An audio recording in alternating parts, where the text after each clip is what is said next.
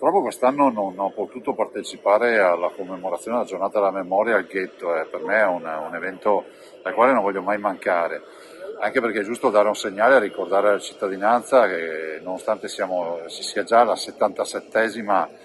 giornata della memoria, stiamo parlando del 27 gennaio, stiamo parlando di quello che è stata poi l'apertura e la presa di Auschwitz e la fine, diciamo, di una tragedia che dal 1933 al 1945 ha tolto la vita almeno a 17 milioni di persone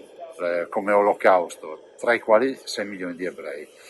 Tutto questo non va dimenticato, non va negato, la grande preoccupazione sono le informazioni che girano in rete, spesso sui social media, nei siti internet, dove si nega